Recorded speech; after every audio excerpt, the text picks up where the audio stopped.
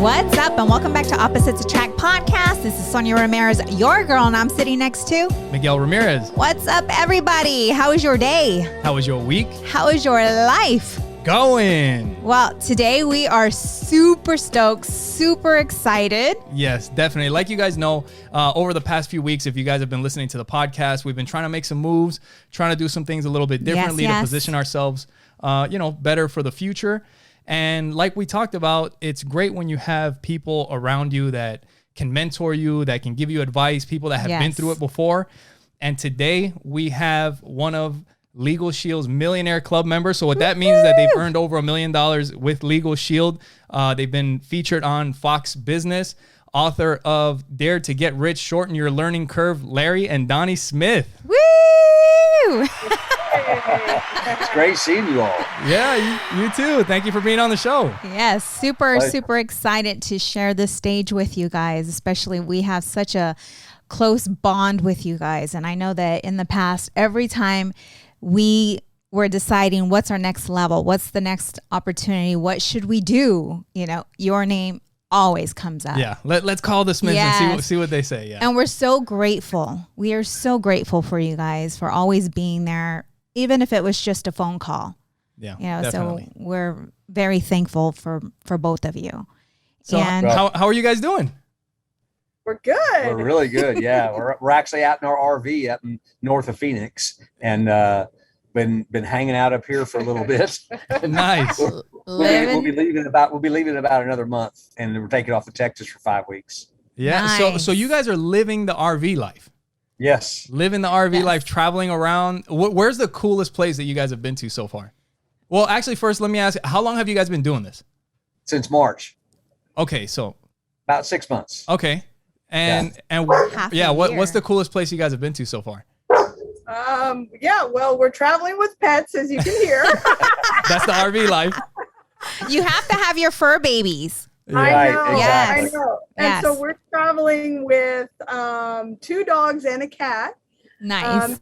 In a brand new RV. So there's actually plenty of room for all of us. And this was not an intentional thing. It just kind of happened. We thought we were going to just try it out here and there, and it turned into a little bit more permanent. So we haven't traveled around as much as we would have liked, just because we're trying to get the pets acclimated and get ourselves acclimated. Yeah, right. Yeah. But we have gone a lot of places. Yeah. We've gone from Oceanside, California, El Paso, Texas, San Antonio, Fredericksburg. Wow.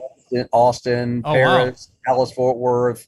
Matter of fact, that's how this whole thing came about.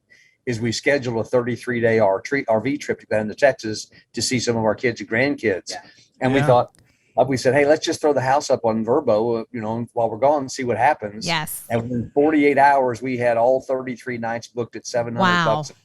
That's amazing. That's when we realized we couldn't afford to live there anymore. So we can't afford to buy our own house.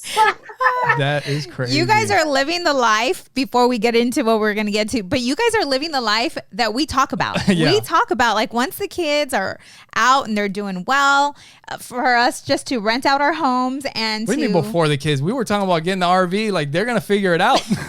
Exactly. Let's hear the daddy over here. We'll teach them on the road. The important stuff. Those dads that just threw them in the deep end and see if they would sink or swim, right? That's exactly what I did. Yeah. That's exactly what I did. You are so right about that. People would look at me crazy, and I'm like, leave him alone. Don't touch him. He'll get it. So it's exciting. So when we take that step, you guys are going to be the first ones that we called. Say, hey, okay, what's the next step? What is it that we need to do? Yeah. Well, just get ready to get a big journal out. There's a lot of steps. That's great. Definitely. And you really have to love and enjoy the person you're with when you are in that small of a space, spending that much time. So I can't wait to get into that, because I know that that's not something that happened overnight. So listen, we read your book, and we were floored. We really, really were, because we saw the Larry Smith and the Doni Smith in front right? At the large conventions and multimillionaires and doing their thing. And we had no idea what you both have gone through. Larry, your story is, it's remarkable. And that's something that we want to get into. Yeah, definitely. Because when people see you today, they don't see what Larry's gone through. They don't see what Doni's gone through. Yeah. So yeah, if we can get into, so Larry, you're originally from Texas, right? Well, I wasn't born there. I was born in Tacoma, Washington. Okay. But I was an Air Force brat, so I landed in Texas when I was 11. So I call that home. Okay, gotcha. So how was it growing up? Like when it came to your upbringing, how was it? Was it like you had to kind of scrap for everything that you got, or did you come from wealth? Yeah. Oh gosh, no. My mother was married 5 times. So I always joke that every Christmas I got a new dad, right? Oh my goodness. She loved Air Force pilots. So they were all, they did a great job of teaching manners. That was a great thing. My original name was Davis. And when I was born, and my father, I never met him. He left when I was 3. So I never met him that I remember. But Smith adopted me and changed my name. And he's one of the greatest men, even though he beat the fool out of me when he got drunk and stuff. But he taught me how to play golf. He taught me how to fish. He taught me how to play baseball. He taught it all to me. So, I love him just like a dad. Yeah. Yeah, definitely. But it's interesting having to go through a lot of those changes and trying to adapt. That's why I left home early. Yeah. So was that where, I mean, with having the different dads and being with your mom, was that where like kind of having to, I don't know if you had to fend for yourself or like trying to figure things out sometimes? Because I'm sure if you're with your mom, like there's got to be times where you're struggling. It's tough trying to figure things out. Yeah, I didn't really get much time with my mom. She enjoyed being around other people, and which is cool. And so I just learned a lot of it on my own. Yeah. Yeah, definitely. And what about yourself, Doni? How was your upbringing? Well, if I was to put it in a synopsis, I would say that I lived like a foster child, even though I wasn't in foster care. Gotcha. I think my mom thought that was the best thing for me, was to have me go live with other families, because she couldn't maybe provide that as a single mom.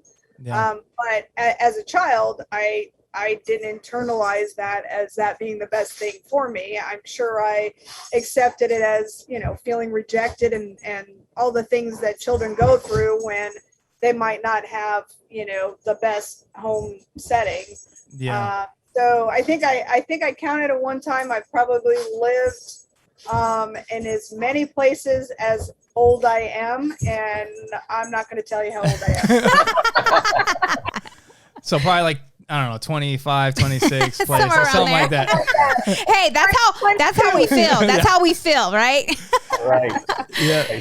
And go ahead, baby. So looking back in your stories, I know you, Mr. Smith, have gone through many challenging times as a child. And it seems that you left at an early age, correct? How old were you when? I just turned 17. You just turned 17. My brother and I went out and got an apartment together. Yeah, because I couldn't. One of my stepfathers got drunk and got mad, and because we were 5 minutes late with the car, and he threw me through a sheetrock wall. And my bigger brother went out and took him out in the front yard and took care of him. And I just said, "Mom, I can't do this anymore," and off we went. And but listen, this is not a bad thing. It's part of our strength as well as a weakness, so don't even though it was painful, it's still part of our strength. Yeah, definitely. It's part of the story, part of the journey. Absolutely. Yeah. So you moved, so you were with your brother at that point? Just the two of you? Yeah, just the two of us in an apartment. Wow. At 17. Yeah, he was 18, I was 17. Oh man, I can't imagine being at 17, 18. It'd be a disaster. If I was 17 or 18, put in an apartment by my. You find out what bills are. Well, yeah. Yeah, definitely. Actually, I do know what that's like, because when I joined the Air Force, that's kind of what it was. 18 years old, you're on your own. It was a disaster. It was a disaster. and I remember when I joined the Army, my base pay was $87.50 a month, and my car payment was $146.11. And I went, this just isn't going to work. You know what? I remember something similar. Like when I first joined the Air Force and I bought my first car. I mean, because that's one of the things. Like, oh, I have a steady paycheck now. Let's buy it. Let's buy a car. So I bought a car, and I think it was something similar. I don't know if my pay was like $700 a month, because it's not much, because you have, they feed you, they give you a place to stay. So I think after my car, I had like $350 left over for the month. So it's now like, yeah. So, and sometimes you run out of food, but when you're on base, you can just eat there, and you don't really need much. You just struggle till the next paycheck. Right. Exactly. So, yeah. There was a quote, or not a quote, but what you stated in your book. You said that you had 44 years you lived, and that they were just unlucky years. That's how you mentioned, like just 44 years of no luck. When I said unlucky, I think what I really meant was 44 years of struggles, if you will, to finally wake up and realize, hey, what I'm doing isn't working. And I've been doing it ever since I was 13, the day I started working. I've done the same thing. And at 44, I'm alive with absolutely zero and owe people money. Yeah. That's when I realized, what have I been doing? That was your wake-up call for you. A wake-up call. And was that, at 44, was that the end of corporate America? Yeah, that was my last year in corporate, and actually within the same time frame that I started my Legal Shield business. Okay, and Doni, so were you part of corporate America too? Like, did you have a regular job, or did you have a business? Like, how was that? I was introduced to network marketing at a young age because my mom was what I call a serial entrepreneur. Yeah. Yeah, my dad was one. Basically, she drugged me through I mean, I don't know how many companies I was involved in that I didn't know I was involved in. Put this cream on. Let's see what it does. Drink this. Let's see what it does. Yeah. Right. Easy. But before I was introduced to Legal Shield, before I met Larry, I was actually in the mortgage industry. Okay. And then I started having my children. And so at that point, I was looking for a way to be able to design my own hours and not punch a time clock and be able to raise my kids. And so I came full circle back to network marketing after I started having kids. Yeah. So was it through the mortgage industry that you kind of got a little bit of like insight into the entrepreneur side? Because when you're dealing with mortgages, you have to deal with real estate, you have commission, and a lot of these people are more entrepreneurial than just a regular 9-to-5 and retire and that kind of thing. No, actually, the mortgage industry showed me a lot more about corporate America and how I didn't want to trade time for money and hit a glass ceiling, which I hit very quickly, because prior to the mortgage industry, I worked for a very large beauty company, and I started in the warehouse and worked my way to being a buyer and hit that glass ceiling. And then in the mortgage industry, same thing, and became a casualty of the real estate bubble. Yeah. Got laid off, and I thought, okay, this is not how I want to keep doing things. And so it brought me back to looking at, okay, my mom raised me singly, and she did a lot of creative things. Yeah. I remember, every weekend we would go and sell our stuff at the flea market to make it meet in between whatever lotion, potion, or vitamin she was selling, but what I did realize was that, at that point in time, she had time. She had time, with me, and she had an avenue to figure things out. And so I knew there had to be something more to it. I just knew that the companies that she introduced me to weren't for me, didn't make sense. Gotcha.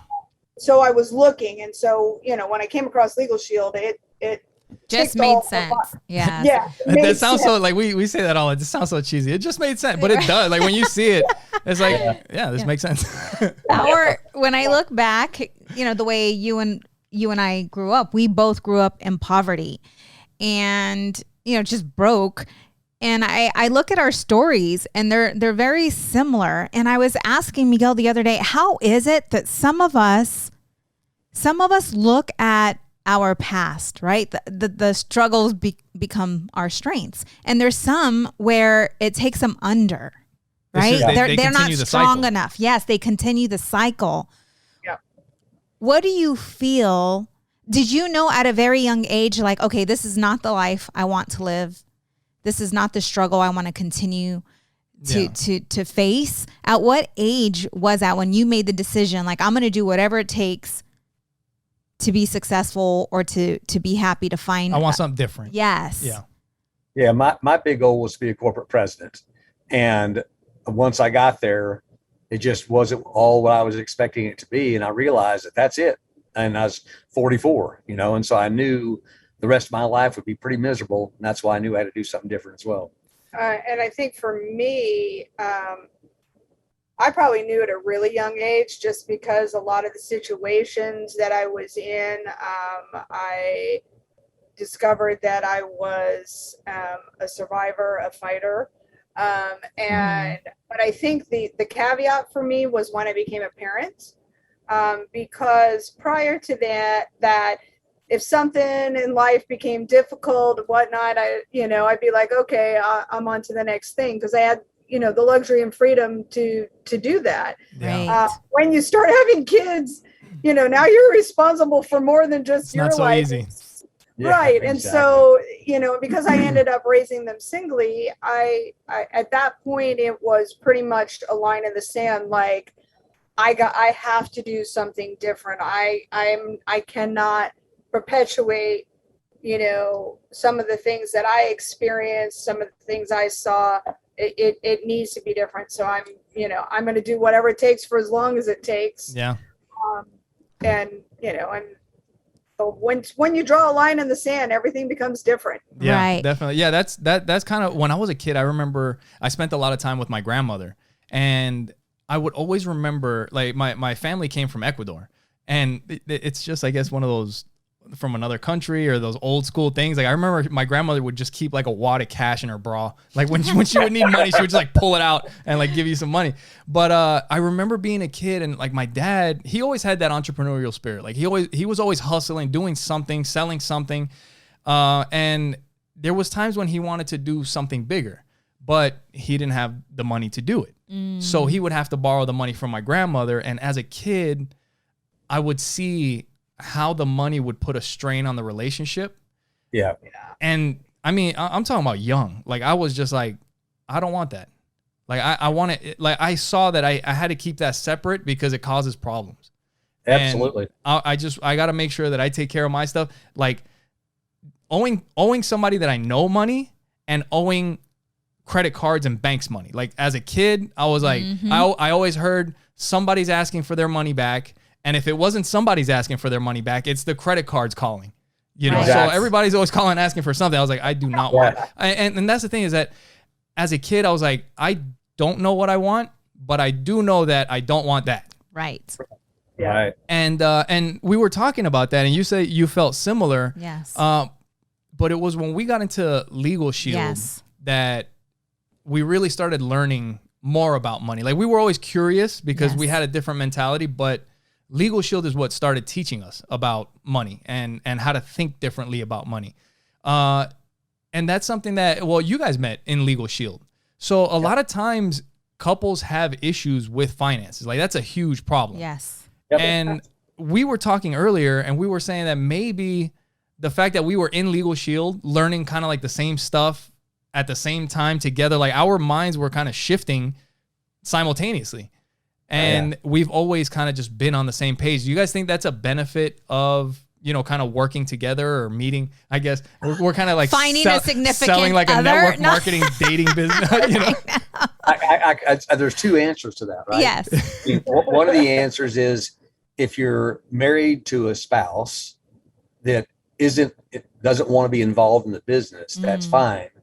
But if they don't support their spouse in the business really isn't going to have much of a chance, because you don't want to disrupt your personal life over a financial opportunity.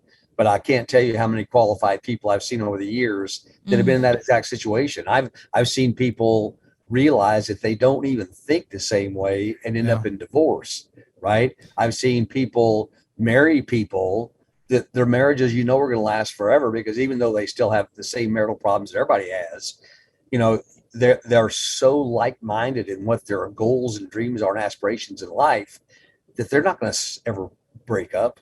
It's just just a real cool deal. Yeah, you might hit some rough spots or whatever, but you'll work it out just like we've always have. Exactly. Yeah. Exactly. Yeah. So go ahead. You go ahead. You go first. Go ahead. So I was just writing notes when reading the book, and I was asking Miguel, I was talking to him, I'm like, I wonder, because you always hear 40, the age 40 is the magic number. It's like something goes off, a light bulb goes off, and all of a sudden you can see. And what you see is very clear. You know what you want, you know what you don't want, and everything tends to shift, right? Did that happen to you guys? Because I know it happened to me. No? Oh, yeah. Donnie's... No, I had a breakdown at 40. I was like, oh my God, I was not having it. The clarity actually, no joke, really, that happened for me at 50. Wow. See, I see 50 too, though. I'm very spiritual, and God's giving me 50. But 40 was good, but 50, I don't know what's going to happen. It'll be better. But there's something there. There's something. So I'm excited to be 50, even though I'm a woman. Most women are like, what? What are you saying? There's a freedom shift, and every one of my girlfriends that has already turned 50, we will all concur. Really? There's some kind of shift where, you become more comfortable in your own skin, and you could give to about anything else. And, there's a freedom in that, because I think I'm going to generalize, but for me as a woman, generally speaking, I carry the burden or the weight of the family, the caring, the kids, the husband, and it's something about turning 50 and just kind of freeing yourself from the kids. Larry's like, oh man, the kids are grown. Oh my God, no wonder they call it love and money hacks. But in order to live the life that, go ahead, I'm sorry.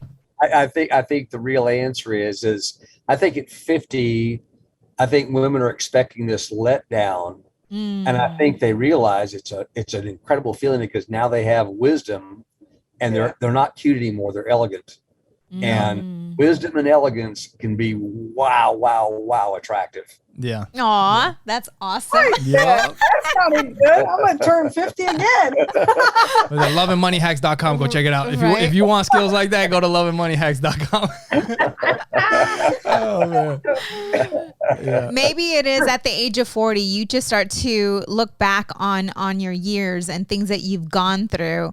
And a lot of times it's the time to face the hard truths, right? Like if you've been doing the same thing over and over again, it's time to take that time. It's almost like you slow down in order to move forward. You start to recognize patterns, things that you've been doing over and over again to get you where you are today. And I think that in order to move forward, you have to face those childhood traumas. You have to face those hard truths that you've been running from for so long. Absolutely. Yes. Yeah, absolutely. There, we always say it's not what happens to you in life that matters. It's how you react to it. Right. And I see people, because listen, we all have issues in our life, right? And they're different kinds, but they're just as impactful and hurtful to all of us. Nobody's exempt from that except one person that I'm aware of. Mm-hmm. The reality of it is we sit here and we realize that we've got all these issues taking place, and we have to have the ability to address that and say, you know what? There's nothing I can do about what happened. So do I let that control the rest of my life, or I just accept the fact that is something that happened that I didn't cause it. I can't do anything about it. I can't take it away. So am I going to let that drag my life down for the rest of eternity? Or do I just face it and say, you know what? How can I gain strength from that? So it's a question I think we ask ourselves more than anything else. It's one of the, like, are you going to crumble or are you going to rise to the occasion? Right. And I don't know if this story applies, but in your book you had mentioned, and also on the Fox Business video, there was the paper route that you had. Yeah, and that's something that it's similar to something that happened to me. But if you could share a little bit about what happened with the paper route, because you had a job that you were kind of planning on before that, right? Was that what it was? Well, no, that was actually before my company closed down. So okay. long story short, I was a corporate president of the United States division of an international company. They were in 32 countries. 12 of the divisions, including mine, were profitable. But what they did is they started siphoning funds from the profitable divisions to pay the losses to keep the other ones operating. And it went out of business when I was 44 years old. Interesting thing, I learned how to make money. I had no idea how money worked at 44. So when the company closed down, they owed me $40,000, which I never saw. My income stopped. My bills kept coming, and I wasn't ready for it. I mean, at 44, even after being a corporate president, because I had a home in Phoenix, I had an Airbnb, if you will, in my office in Southern California. So I was paying for 2 homes, flying home every weekend. I mean, wow. So the extra money I was making, I was spending. And all I realized at the end was, what did I walk away with? And that's when I realized the power of network marketing, because I thought, if I go back and spend 20 more years doing the same thing, I'm just older, in the same spot. A worse treatment, right? Yeah. I've got to make a change. And that's why, but at 40, because real quick, at 40, you brought up a point I want to make. When you wake up one day and you realize this is crazy. Yeah. I was driving out of my office in Southern California from my Airbnb down the 405 freeway, just looping up on the bridge to the 55 freeway, and it hit me like a ton of bricks. And I went, is this it? Yeah. Is this truly? Because every day it's the same thing with just different problems. Yeah. But it's the same thing every day. And I went, is this it? Is this? And I got sick in my stomach, not literally, but mentally. Yeah. Because I realized I can't do this. Yeah. I've always had that entrepreneur mindset. Like, I've always tried something, even if I have a regular job, there's something else going on. But here recently in the last few years, I would say my goals were more than anything to get into management, because I really do like what I do or what I did. And I want to help people that were in my position before. So I thought a great way to do that would be get into management, and I can take care of my people, Yeah. But then I started realizing that in corporate America, it's not easy to make changes. Anybody that's trying to, like, they want usually to keep things the way they are, don't make too many waves. And if you start trying to change things, there's always all kinds of pushback. And if you don't do what they want you to do, you either get moved to a different position or you lose your job. And the other thing is that with management, now the time that you have to put in is, I started thinking about it. It's not something that I'm willing to do, right. Because that time is taking away time from my family. So at that point I was like, you know what? My mindset just started shifting. I was like, that's not even in the picture anymore. That's not happening. We're going to do something else. But yeah, that's just, when did that, like, have you had those moments where, well, I guess you were explaining, like, that's one of those shifts where you just can't continue on the way you have been in the past. Yeah. Have you had one of those moments, Donnie? Oh, probably many of them. Yeah. I know. She's like, many. There's probably too many of those to count. In fact, one of the things that I wanted to say too is we're talking really ultimately when you brought up, about hitting 40, and maybe that's when you start reflecting on, past behaviors, have they served me and whatnot. One of the things that I'm discovering is, that it's definitely an ongoing journey. And there's layers. So, you think maybe, you've got everything, I've conquered this and I've arrived here. So we'll use us as an example, so we've arrived to, some solid financial place to be. And, our kids are grown and we've got grandkids and whatnot. And there's still crap. Yeah. There's still crap that happens, and there's still, and then you react. Don't hold back. Don't hold back. Just let it out, Donnie. Let it out. Hey, at least I used a somewhat proper word. Okay.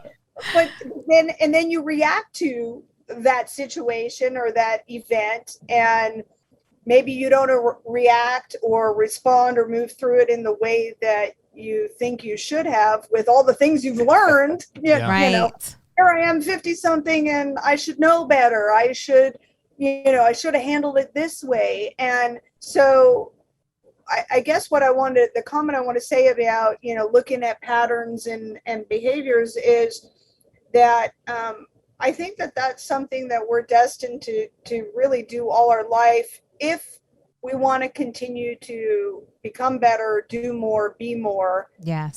It's an evolving thing. Yeah. Ongoing. Yes. You know what I think the difference between somebody that's, I think, evolving and progressing and somebody that isn't is, like, we're going to continue doing those same things over and over and over again. The difference is the person that's going to progress and that's going to move forward is the person that's recognizing, like, crap, I keep doing that. And I keep doing that, and I keep making it, and then eventually, I mean, it happens. You just we make mistakes. Yep. And then one time it's going to happen where before you make the mistake, you're going to be like, hold on a second. Yeah. And then you and then you finally make the correct decision, and then that's when things start changing. I think it's being humble, like knowing that you just don't know. And that's the thing, whenever when we're looking, okay, what is our next step? It's like, hey, let's call Larry. It's always, because we don't know. Yeah. We don't know. And a lot of our mentors, are through, network marketing, or they are, they've gone through some stuff and they know some stuff, and we know that we just don't know. So it's being able to humble yourself and say, I need help. I have questions. Well, it's kind of like, Larry, you said that you knew how to make money. Right. But you didn't know how money worked. So when did you learn how money worked? Like, how did that happen? Yeah, I'll tell you, when I got a really quick start in Legal Shield, and by my second year, I was making about $30,000 a month, and I realized that I still didn't have any money, and it was just like I went like, what are you doing? And so I spent $5,000. I went to a seminar in Denver with Robert Kiyosaki, and spent the weekend realizing how I knew how to make money, but I didn't know how money worked. Yeah. And I bought every audio tape and book that guy made at that seminar. And I went back and just made a commitment to start spending a couple hours a day learning about how money worked so I could change my future and have something when it was time for us to slow down. And what age was that at? At 46. 46. So at 46. I had nothing at 46. Except a business that was doing very well. But I had no assets whatsoever at 46. Didn't even have a house at that time. So at 40, so at what point, I mean, you did it at 46. So yes, if you're listening and you're in your 40s and your life's a mess, and you're it's not too late. Yes. It's not too late. It's there's a lot of people. What was it? Colonel Sanders? Yes. Didn't he start KFC at 70 or something like that? 60, wasn't it? Yes. I think it was 72 or something. Something like that. Yeah. So you just got to adjust and keep moving. There we go. Yeah. Smith just celebrated 70. So for him, there's probably another or two in there. Yes. It's not 70. It's 20 with 50 years of experience. That's right. That's right.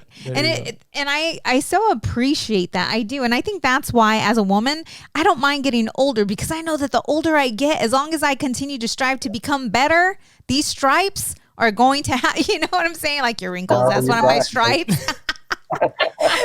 You know, they're going to be paid for. I'm going to be so smart with, you know, everyone that I have surrounding me. And so, it's just amazing. And I love the fact that, you know, love and money, like you two, I see your marriage and we've witnessed like your marriage just flourish in your bank accounts at the same time. And it's just so beautiful to know that that does exist out there, because these, you know, the days today, you don't hear much about marriage. Like there's so much happening, and there's so many divorces and, you know, just ugliness happening in this world. And to see you two just flourishing with money and marriage, is just amazing. And so let's talk a little bit about this marriage, because I know a lot when it comes to money and marriage. Sometimes there can be a lot of conflict with, you know, someone has to run it. Someone's going to have to sacrifice their time while the other, you know, handles everything else. So can you guys want to share a little bit about that? Your challenges, your obstacles, your wins, all that good stuff. So I know that your listeners have seen the movie Mr. and Mrs. Smith. Yeah. Okay. So if you're wondering what goes on behind the scenes, yes, that's a little window into what really goes on with Larry and Doni. It's not really that bad. No. He's not that bad. It's really just a game to run around the house. Yeah. Oh, yeah. Oh. No. So yeah, you know, the interesting thing was coming into the marriage already both having independent success within Legal Shield. We'll just talk about Legal Shield because we came together, you know, in that business initially, and we did it our own independent ways. And so I think, quite honestly, it was about 3 years of us trying to figure out how to work together instead of working how we worked our businesses independently. And ultimately what we finally came up with is that, you know, you're the best at this, so you stay in that lane, and you're the best at this, so you stay in that lane. And so we basically, for lack of better words, divided the responsibilities. Yeah. And allowed each other to do what they were good at, instead of trying to both of you do everything. Correct. Or trying to correct the other person, which was probably more me than him. You know, honey, it had to be me. Well, right answer, Mr. Smith. Unfortunately, he neglected to really focus on the fact that he was marrying a New York Italian Jew. I don't think he's red. That. I know. He didn't realize that until a little bit later on. So, you know. I can't believe I got that lucky with one woman. Yeah. Yeah. But so we've done the same thing in finances too. So, in fact, for many years, Larry would be like, I wish you would just sit down and look at the numbers with me. And my brain was like, well, why do I have to look at them with you? I trust you. I know what's going on. I don't like to look at them in as much detail as you do. Right. It's not that I know about finances. Yeah. I can run a mean checkbook, like right. She's a little behind. It's okay. Yeah. I use that but you know what I mean. Is that you can, but you'd rather not. Right. And that's my fault too, by the way. So just to work clear. So, very early on, I was like, why do I have to, and don't hear this the wrong way, but waste my energy and time on something that you're putting so much time in? And he's probably better at, right? Focus on that and let me focus on all the other stuff that it takes to run a family and a household. That's right. That's great. I mean, we've had team. the same, I mean, with our business, with the notary and with everything. I mean, there's things that Sonja's great at. And then there's things that I do, like when it comes to like setting up the websites, the business card, like any of that kind of stuff, she just go ahead and do it. Or I'll just bring it to her and be like, look, this is made. And she's like, oh, looks great. All right, cool. Yep. Let's print them, make them. And then, you know, we have our things that I do and things that she does. And then together we can get everything done. Right. You know? Yeah, that's the same way we are. And it's worked out really, really well. But not initially. Yeah. Yes. Well, It took a while to figure that out. Because as single individuals for so many years, we were used to doing things on our own, you know? Right. So when you come together, you're so used to doing everything on your own that you're stepping over each other, trying to do the same thing. And you're really trying to help. And the other person thinks you're getting in their way because it's all so new. You know what I mean? That's right. And maybe also you're kind of like, you know, I know how to do this. I've been doing this for a long time. Well, you know, but no. My wife would never say that, Miguel. I would say that, but my wife would never say that. Well, and I did want to say, I want to say one more thing. So, you know, in regards to marriage, so not working together as business partners, but marriage, you know, bringing a blended family together is no easy feat. Yeah. Okay. And so, you know, we both brought stuff to the table, kids and stuff. Right. Yeah. And I think that because of our commitment to personal development and becoming better people, we have survived more than most couples could ever dream of. I can give you a list a mile long of the things that we've encountered and been through together as a couple and as a family. And any one of those things would have divorced most couples. Yeah. But because of our commitment to figure out how to navigate and move through it together, and some of the crap was not easy, not gonna lie, you know. And, you know, some of that stuff would make us want to throw up our hands and walk away. But because of our, you know, so ingrained to personally develop and get better, we're so committed to making this work that it can't not work. I don't care what comes at us. Yeah. And we've had a lot of stuff come at us. Yeah, so. yeah, definitely. I love that you shared that because it's the truth. You know, it is with us. Any challenges, it's personal development. It's searching for answers. And that's what, when we were talking earlier about like knowing what we didn't want as kids. Yes. Right. That's where Legal Shield helped us figure out what we did want, because we didn't know. And then as you start, like you said, the personal development, it starts getting suggested to you. And it's like, hey, if you want to be successful, the successful people do this. And it's like, okay, well, if they're doing that, then I got to do that too. And you start reading the books and then your mind starts changing a little. And that, I mean, aside from all the money and everything, like that was the biggest thing in Legal Shield was helping us learn. I mean, how to be better, how to do better. It's all of it. We're better people. Yeah, a lot of people join network marketing companies strictly for the events and the personal development and Super Saturdays and things where they can be around the people, they can be in that environment and just feel better about themselves, you know, and have people come up to them, regardless of who they are or what they do, come up to them and treat them as family like we do. And, you know, there's a bond there. And, you know, I've heard people say it was a cult, and I've never been involved in a cult in my life. But there's a bond there. Yes. You know, that you really want to help people. Yes. You know, and that's the bond to have. Yeah, that's definitely something that I loved about Legal Shield.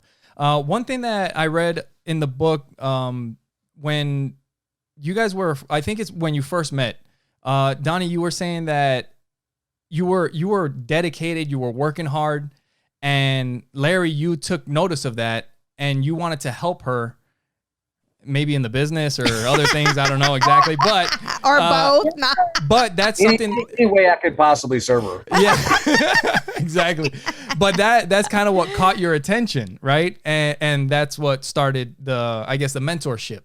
So we wanted to get into that a little bit. But before we do, for those of you that are listening to the podcast, if you guys are enjoying it, make sure you guys go to oppositesattractpodcast.com, share it with the people that you know. You guys can watch the podcast there. You can listen to it there. You can check out all of our previous episodes. All of our social media is there. You can follow it.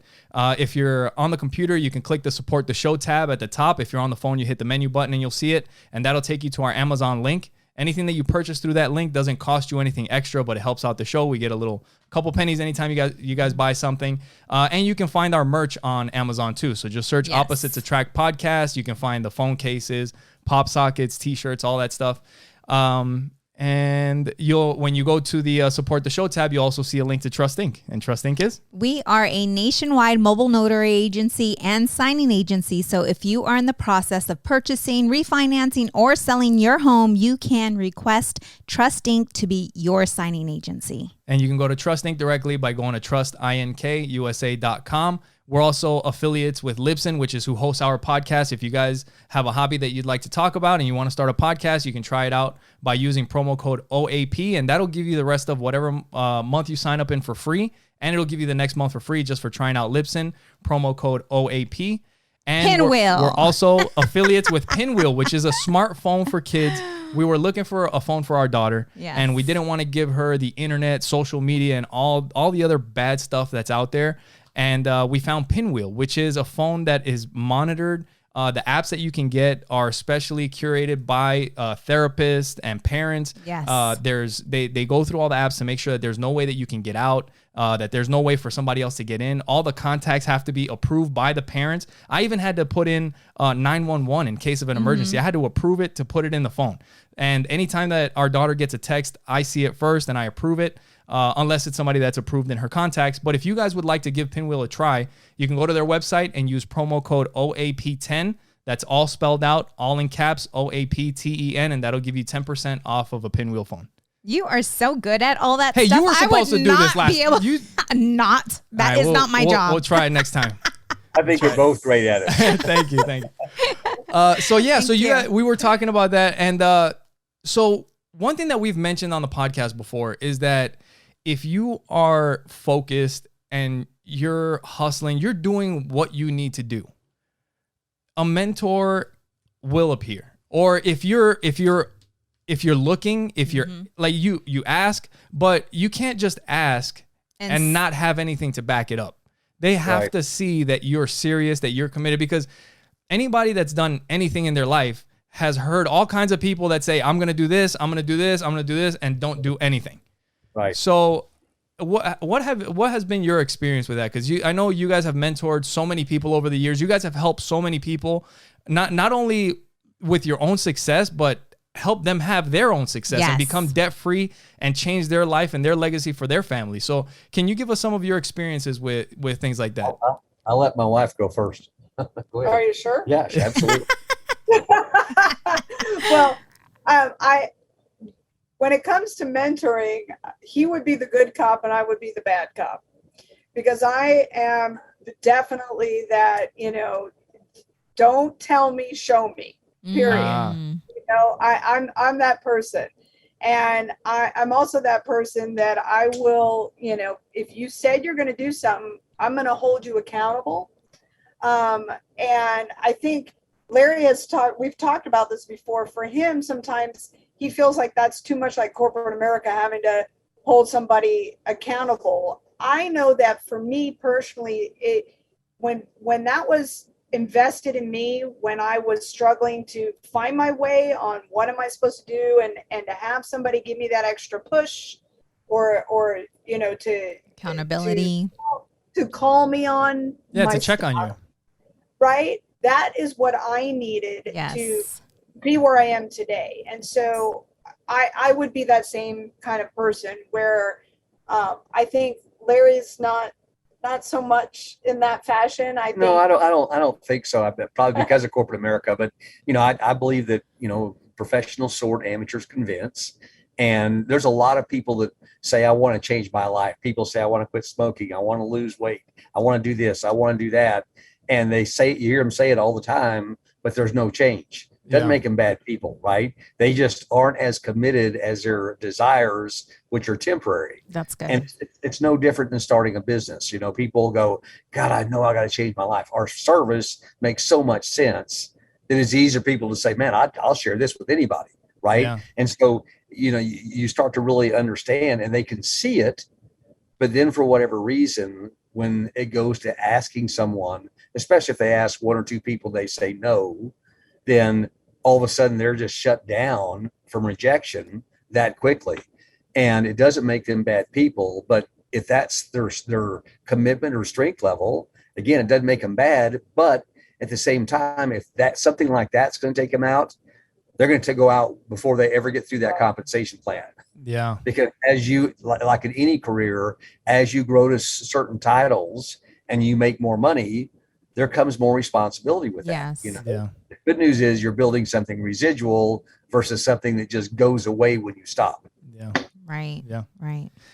Go ahead. No, I was just gonna get back to, well, let's talk, we can stay on finances. So is Legal Shield the only thing that you are into these days? Like, what is getting you to your next level? Because I know that you are not where you were when we, started Trust Inc. and kind of stepped down from Legal Shield. Yeah, I don't really want to call it stepping down. I understand the point, but what happens is Mr. Stonecipher, our founder, sold a vision to us. He said, listen, go work your business like a career and put your heart and soul into it for 15 or 20 years and then enjoy that for the rest of your life. Yeah.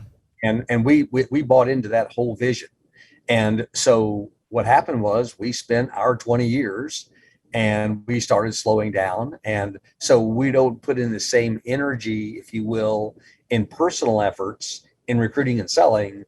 We still support our team. We do Zooms and things like that. So we're not retired, but we've walked away from some of the things we used to do that required a lot more time from us. Yeah, definitely. Yeah, the stepping down wasn't for you, as for me. When I said when we stepped down. I thought you were talking about No.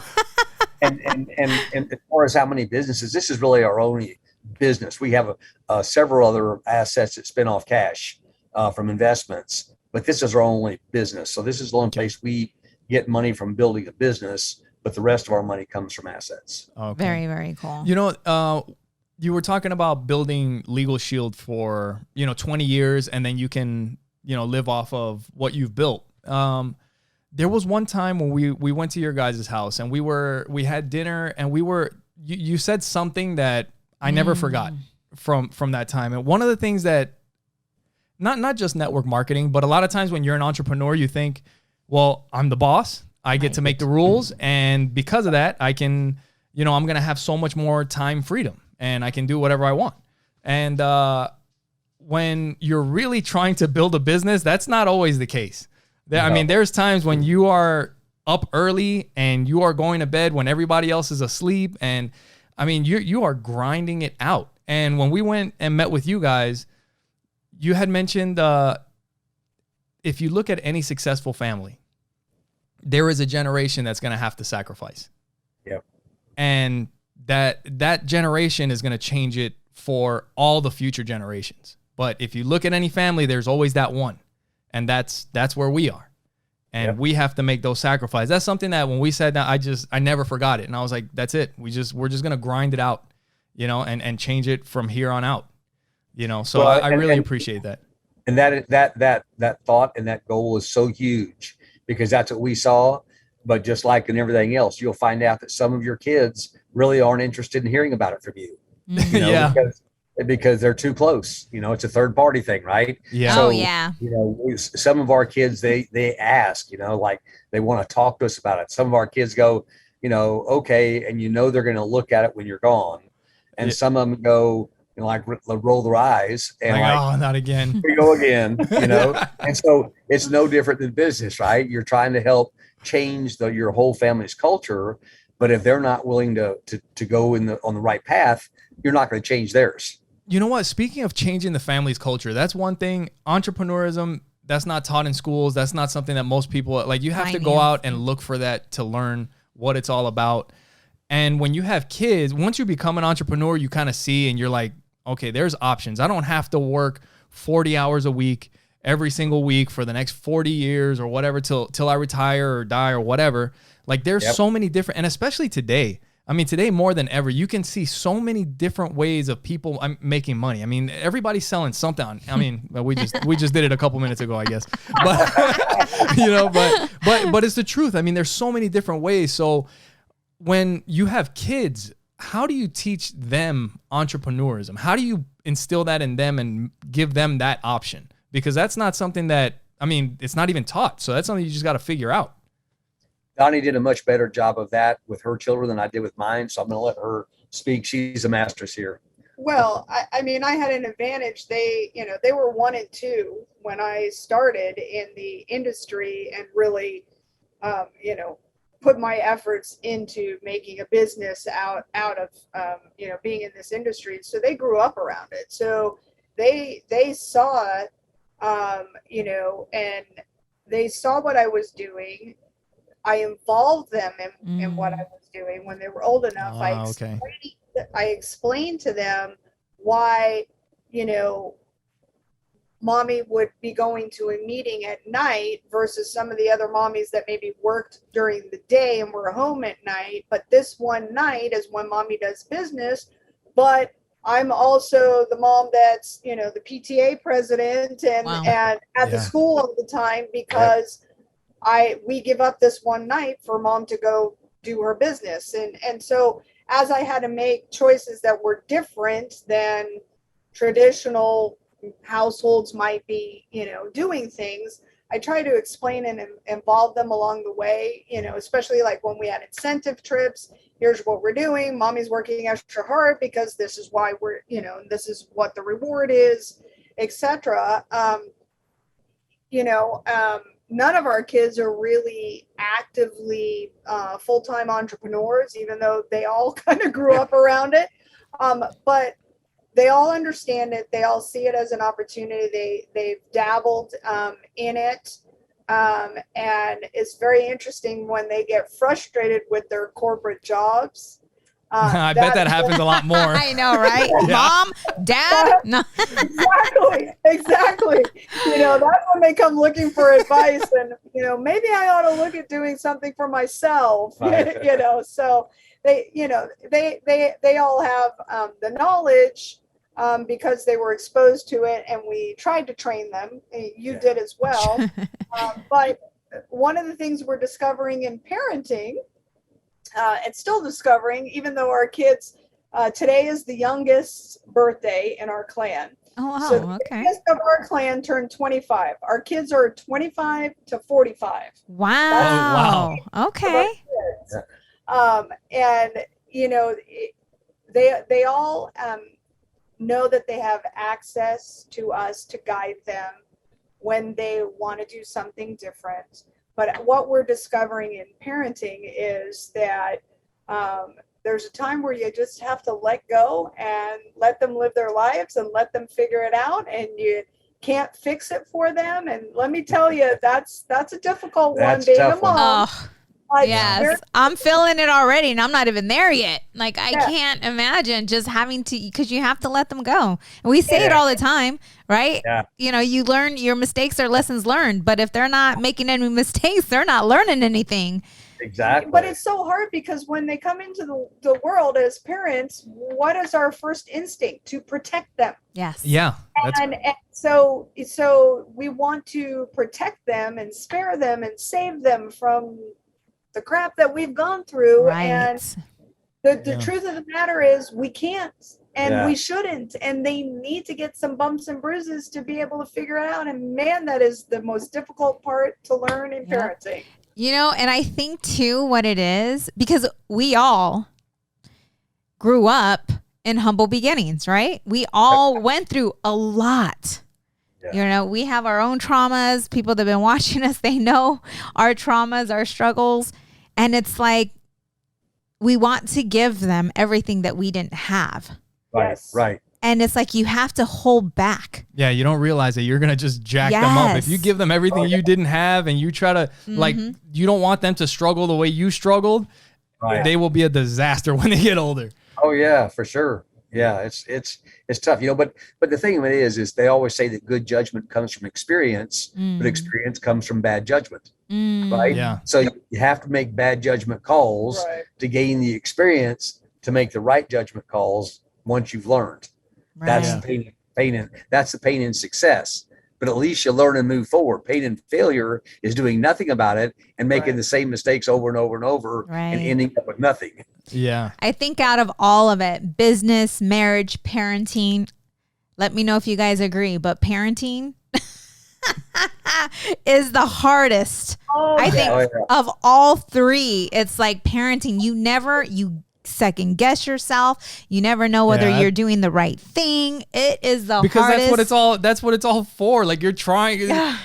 Oh man, yeah. That it's so funny, especially in my age group, because I look back when I was a young kid, the parent, you might be at Walmart or whatever it was, and the parent would turn around and slap you on the rear end, and all the other moms would hold up signs that had 10, 9, 8. They were like congratulating them. Right. And here, if your child screams, you're accused of child abuse. CPS gets involved. It's interesting to watch how our country's grown like that. Yeah, it's changed a lot over the years. And I was just joking around with Sonja the other day. We went to Sedona and hung out with my mom, and I don't know what the heck was wrong with the kids that weekend, or they just would not stop. Yeah, it was just one after another, and then this thought popped into my head. I was like, you know what? Maybe we don't beat them anymore, but man, I anymore. Sure you mean we need to beat them? I sure want to sometimes. I was like, you guys are so lucky. But no, I told him, we didn't like, beat it. We just give him a little swat on the butt. I got spanked, and hey, I turned out pretty good. So the missing link here is spanking, but we can't do that anymore. Yeah. I know, isn't that crazy? It is crazy, but you're right. I mean, I got not just spanked, but I got hit across the head. But it's still, I think it's part of my strength and my compassion for other people to do my best never to hurt anybody else. Because it can be painful. Yes. So one thing that I always like to ask people is anybody that's a successful entrepreneur, they have a story of something that most people wouldn't believe that they had to do at one point in their business to keep things going, to move the business to another level. But there's usually something that is just like, you did what? Like that sounds crazy. Like nobody would ever do something like that. But if it's your business and it's on you, you got to get it done and you make it happen. Do you guys have any examples of something like that? I'm sure my wife does. I do. Yeah. I do for sure. I really don't. I mean, I've just always been consistently moving forward. Consistent. Yeah. And I haven't, I mean, I've had issues, but nothing that was like overwhelming that made me think, no, this is it. I'm not going to do this anymore. I've never had that strong of a feeling. Yeah.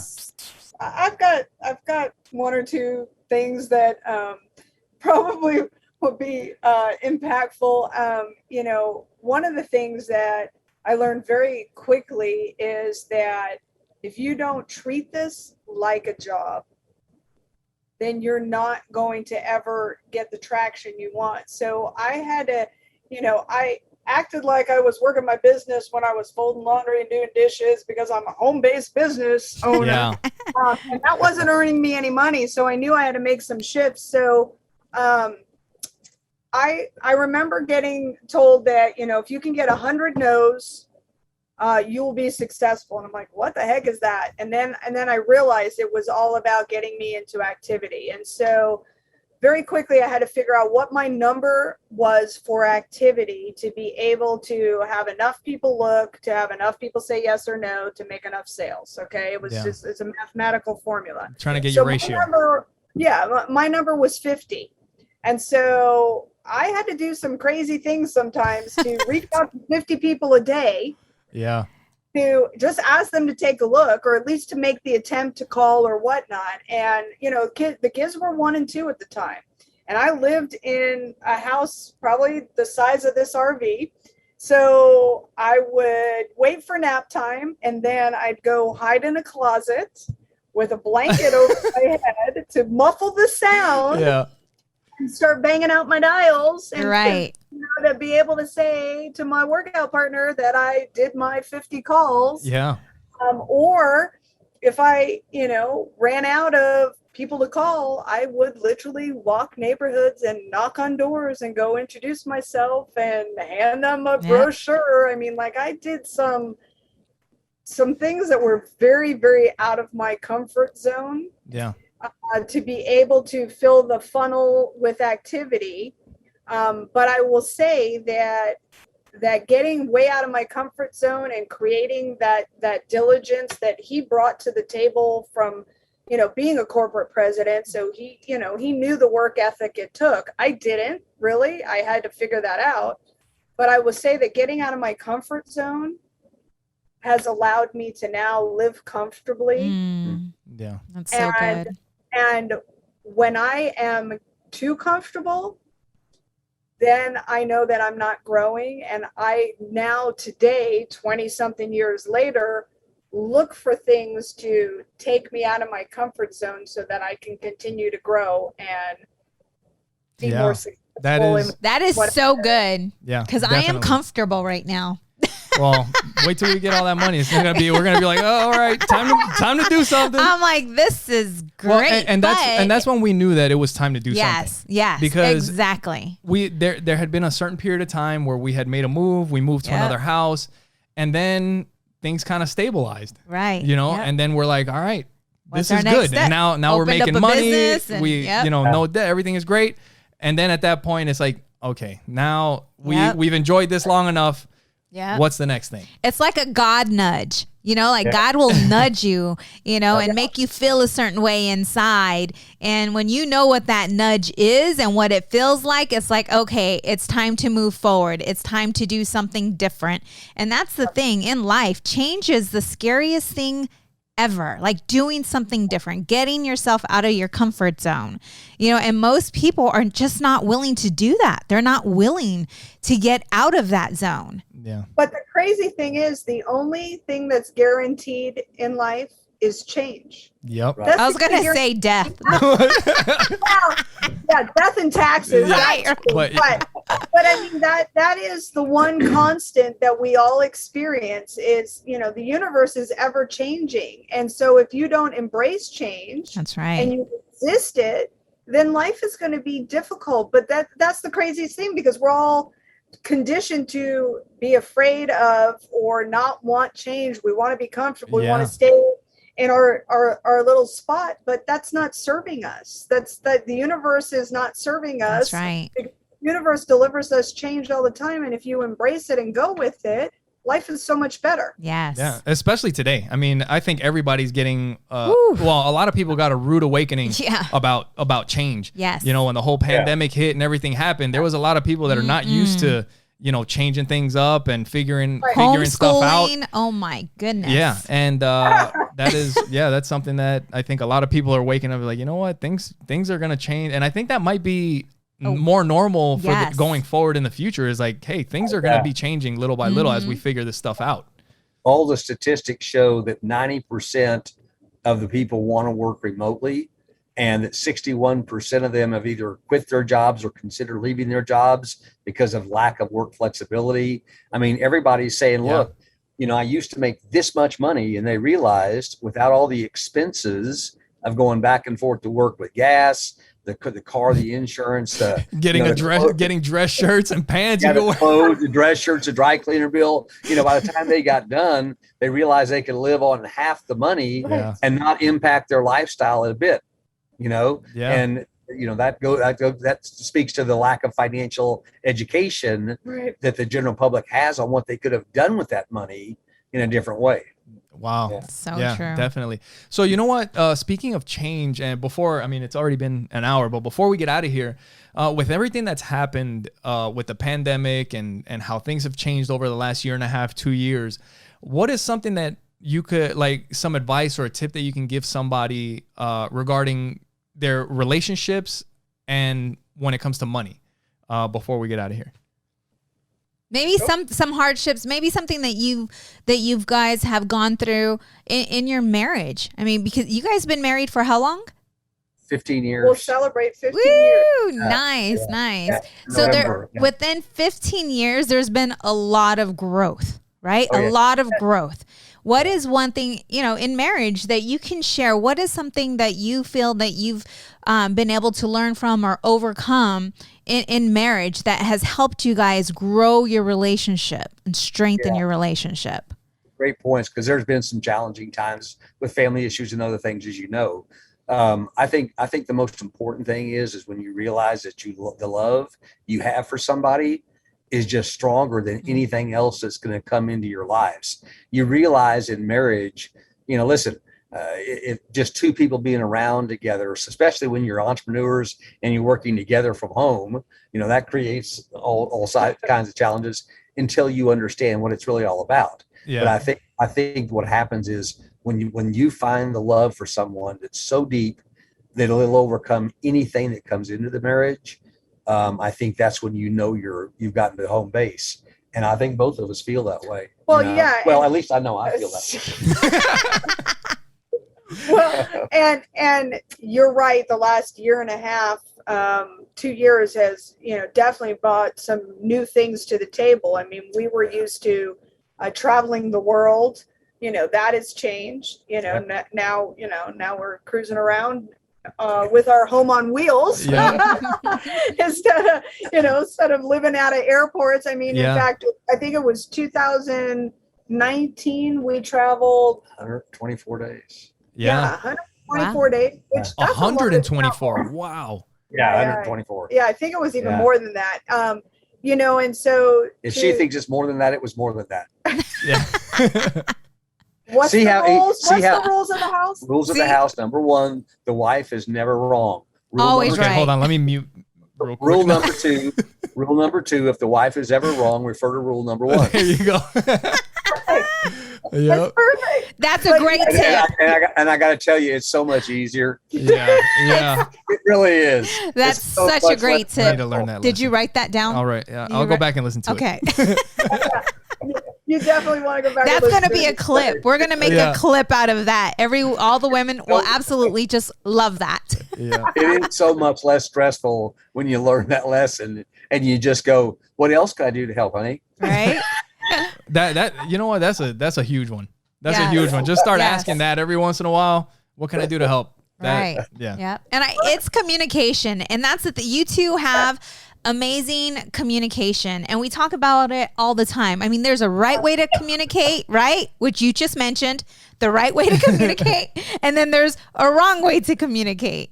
And you guys have the money down. And so I know with divorce, a lot of times it's the lack of communication and the lack of money, the lack of finances, are the top two, I believe, in divorce. Well, and that's one thing that we've said is, like, we've always said, like, finances is a big problem. But I think more than finances is communication, because if you have the communication down, you can figure the finance stuff out.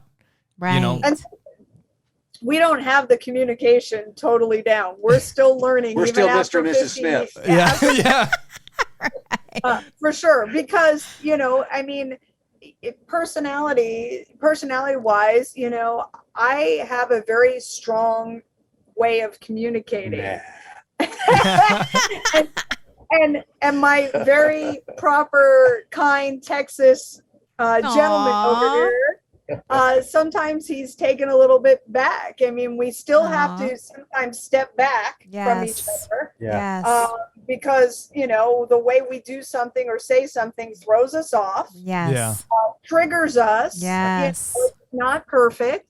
But one of the things that we have never done in our 15 years that I can recall is we definitely have never gone to bed angry. We've always figured out how to sort it out. Yes. Or come to some kind of resolution, even if we were still moving through something, for longer than the day.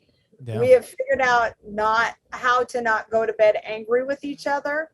But I think equally as important is we've never ever said anything hateful to each other. Anything disrespectful. Yes. Exactly. You could have you're going to have your disagreements. It's not you can, you are. Right.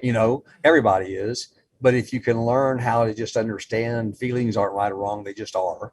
So just accept their feelings as what they're feeling, and they're feeling about that issue the same way you're feeling about your issue. So they're just as committed as you are, but they're just not in agreement. Right. And you got to learn how to absorb that and just respect the fact that that's the way they feel, and that you're not looking to be right or wrong. Right. That's a tough one too. That's what we talk about. It's like when you communicate, always make sure that you're communicating from love and respect. Right. Yeah. Exactly. Yep. Yeah. Yes. So, where can people follow you? Where can they they can get your book? What's the best way to get a hold of you guys?